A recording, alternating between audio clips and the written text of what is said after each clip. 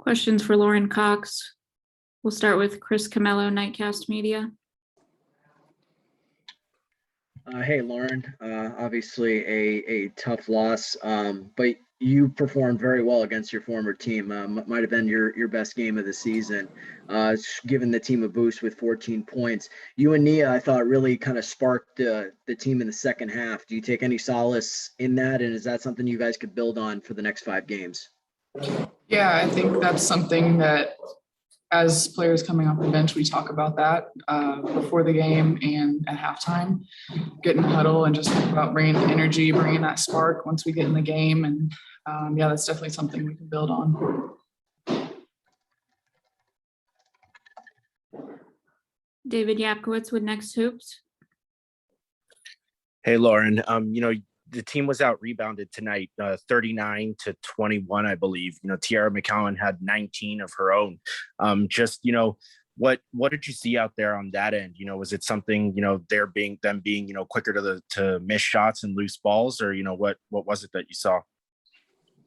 Rebounding isn't something that takes any talent, and they were a lot more physical than we were. So we just have to learn from that, and we know the next game is going to be super physical too, so we have to learn from it.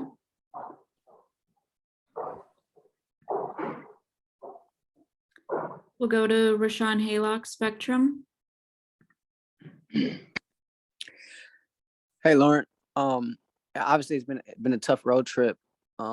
What is sort of the mindset as you continue this road trip and head into Minnesota to wrap this up?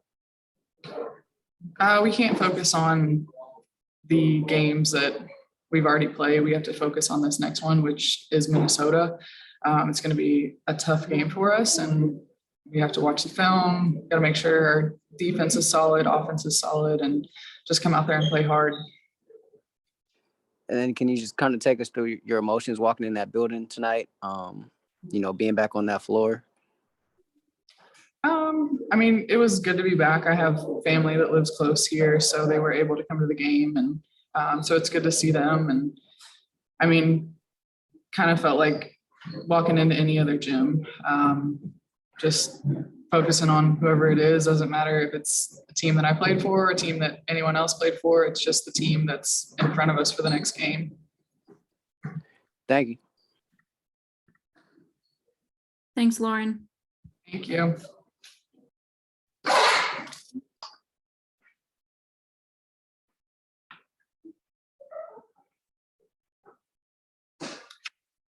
Questions for Nneka Ogwumike. We'll start with Chris Camello, Nightcast Media. Hi, Nneka. Thanks for taking the time. And obviously a tough one tonight. 17 points for you. Things we're working better offensively. Just in that final stretch, though, in your opinion, the final 3.5 minutes, looked like you guys were about ready to pull away. What went wrong in your opinion? I think that we just we weren't sharp on defense, and quite frankly, the rebounding disparity was just too much, and I know I got to be better on that. And yeah, we need to get those 50-50s in the rebounds. Bailey Caldwell with the lead. Hey, Nneka. On a bit more of a positive note, you broke into the 4,500 point club tonight. What does that accomplishment mean to you, becoming just the 28th player in W history to reach that number? That's a milestone. I'm grateful for that. It's tough when it comes on a loss. I just want to keep being great for my team. That's really what drives me. And I hope I can help with the next few points that I get to lead our team to a win, honestly.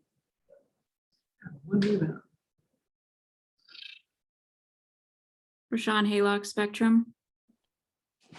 Hey, Nneka, just kind of sticking to that point, do you feel like you're able to kind of enjoy these milestones as you hit them, throughout your playing career, or do you sort of compartmentalize? No, you got to enjoy them, you have to celebrate those wins. And, you know, my teammates always remind me to celebrate. You can't really compartmentalize that stuff. Yeah, I'm very grateful. And I'm very grateful that all those points were with the Sparks. And then as far as your teammates, how do you help them regroup? How do you all regroup, you know, after such a tough one tonight? We just keep pushing, you know. You can always learn, you know. We're gonna learn from this. You know, what's ahead of us right now is rest, travel, and then learning from this game, and also on this road trip, really. You know, in these moments, you really have to find a way to dig yourself out together. And I thought today we did a good job of responding collectively. We just really have to turn this into a win. Time for one more with NECA. David Yapkowitz with the next. Hey, NECA. You know, I just wanted to go back to the rebounding a little bit, you know, that you talked about. You know, Tiara McCowan had 19 of her own there. You know, just what do you need to do to be better on that end? You know, is something as simple as, you know, boxing out more, or, you know, getting to those loose balls? You know, what is it that you think the team needs to do so that you can avoid something like that again? Yeah, I mean, I'm looking at this stat sheet, and last 2 games I had collectively 2 rebounds. Like, that's not okay. And as far as someone who, you know, prides themselves on at least going to the boards every time, it's just making that commitment. You know, you can always teach people about boxing out and finding spots, but rebounding is a mentality, and I need to change that. Of course, our team needs to change that, but I'm not happy with that for me. And so we need to develop that mentality, because that's 19 less possessions. Thank you, NECA. Thank you.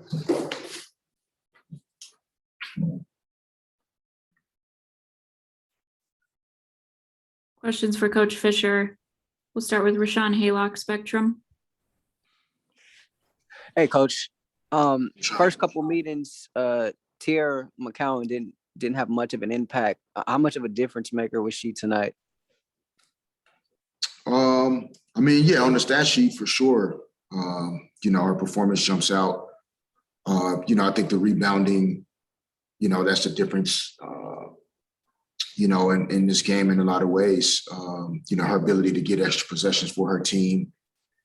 You know, even at times when we get stops, we couldn't, you know, we couldn't secure those possessions. So, you know, she had an overall really strong impact, you know, on her team, and you know, you have to give them credit for getting this game. What did you see on that last possession coming out of the timeout for you? Yeah, just, you know, feeling like Erica could get some space there once the basketball was in. You know, I think at that point, you know, hopefully you can go and attack and either have an opportunity at the rim, you know, or if not, you know, draw to kick. And, you know, I think Erica didn't get as clean of a look as she wanted to get. So then the ball ends up kind of moving around, ending up in a couple of different people's hands. But, you know, we still, you know, had our chance. And yeah, you know, it's tough in those situations. You miss that first free throw, you have to miss the second one. And, but, you know, for us, obviously you know, we didn't need to put ourselves in a position where, you know, we were relying on that final possession to have a chance to stay in this game. Miriam Swanson, LA Daily News. Hey, Coach. You guys were struck on 72 for the last 3 minutes of the game. NECA talked about sort of trying to find lessons in games like this. Like, what can you take out of like that last game-ending sequence? I mean, most of the time in those sequences, like, things are going to happen in a broken way. There's not a lot that you're going to do design-wise to get somebody a wide open shot opportunity. You know, so you really are, you know, relying on your players in those moments to, you know, find an advantage to be able to go make a play. similar to some of the plays on their end where, somebody misses a shot and the ball gets tipped and it's bouncing around the floor and, people are diving for it and then a foul is called and, they end up getting 2 points on a possession that they didn't necessarily make a shot. They ended up getting fouled. I think for us, I think the lessons in it for us are to continue to, understand that, the little things, always make the difference, in games. It's easy to look at the final plays and the final possessions and dissect those because they're more magnified. But I think in every game you can go back to the first possession, the middle of the first quarter and find a 2 or 3 minute stretch maybe where you just weren't doing things the way you needed to do them and it catches up to you over time. So, ultimately we had to find a way to clean up the glass, night in and night out. And that's a team effort. And, we talked about that coming into tonight's game. And, I thought that was really where this team was able to make us pay. Michael Matthew, the Good News Network. Hey, how you doing, Coach Fisher? I know it's a tough one tonight. The input that you got from the bench with Coffee and Cox, can you talk about that? Because I know you guys are going to need more of that down the stretch to finish strong. They came out and played really well tonight. Yeah, I mean, during the course of a season, like you need players to continue to work hard, stay prepared for their opportunities when they arise, and whether it's through injury or just how the game is going. It's imperative that you have players that are ready, to play and compete. These players put in a lot of hours before practice, after practice, before games, and so having that transfer into the game, that's not an easy thing to do.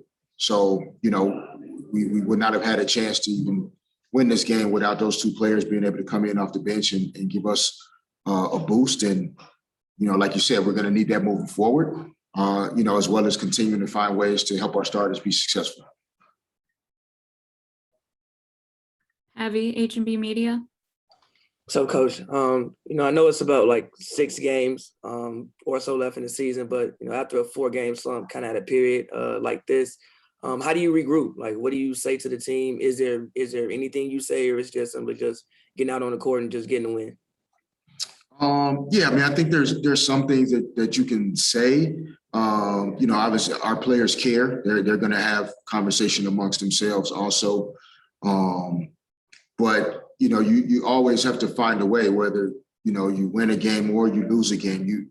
You have to find a way to start preparing yourself for the next opportunity to get out there and compete.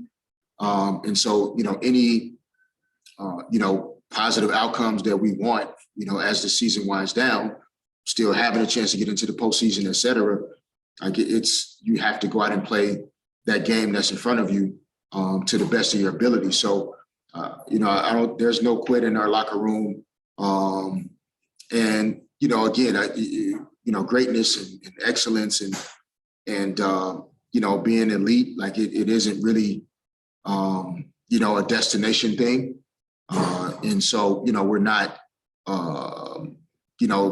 thinking about the process in terms of, barely trying to squeeze into the postseason. We're thinking about, building something great and being an elite level team. And part of that journey is, is going through these things and learning through this adversity. And, this is what's going to make us tougher and greater as we move forward. So, we can't get lost in, feeling sorry for ourselves. Nobody else is going to feel that way. And we have to get ready for Minnesota and try and put ourselves in position again to have a chance to win. This is another 1 possession, 2 possession game on the road, in pro basketball. And that's all you can ask. And, we just got to find a way to get over the hump in those situations. 2 more for tonight. Bailey Caldwell with the lead.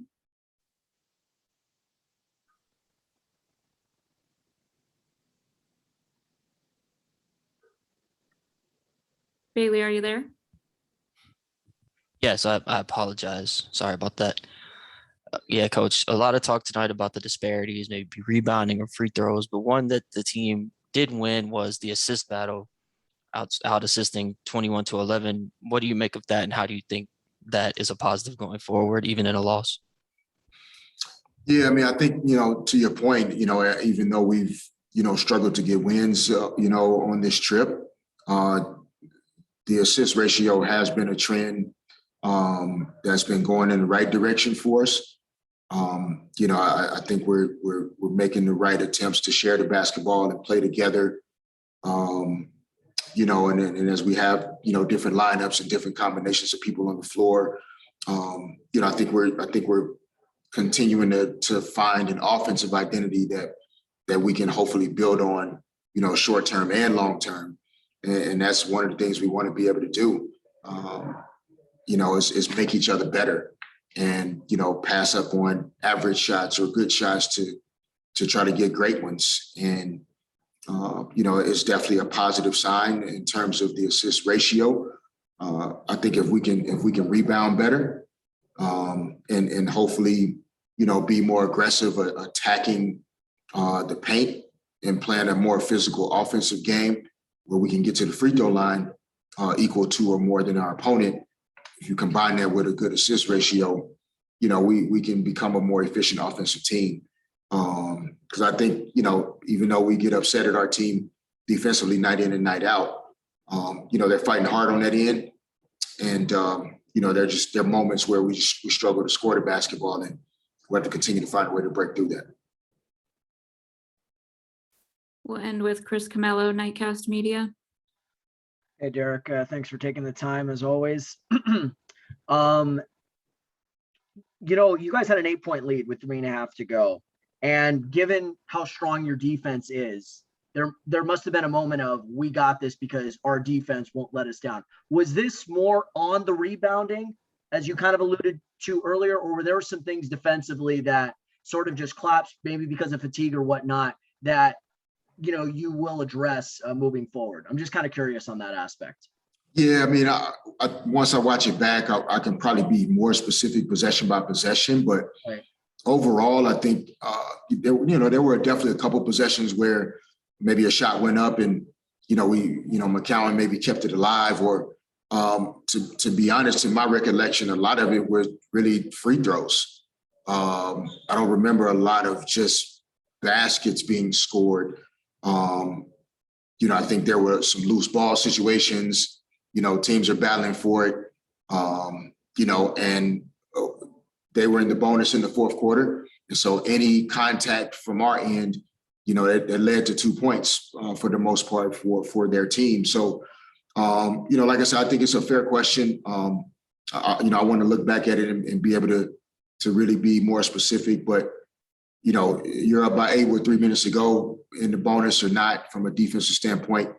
You have to find a way to secure that game. But part of that is keeping the scoreboard moving. And us not being able to get to the free throw line, that's difficult in a possession game. 3-4 possession difference. One team's getting to the free throw line, the other isn't.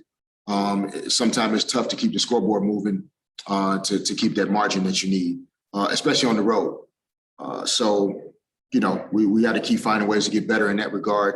But you would think that we'd have been able to. To take care of that game with the way we defend and create turnovers, but we couldn't get it done tonight. Thank you, Coach.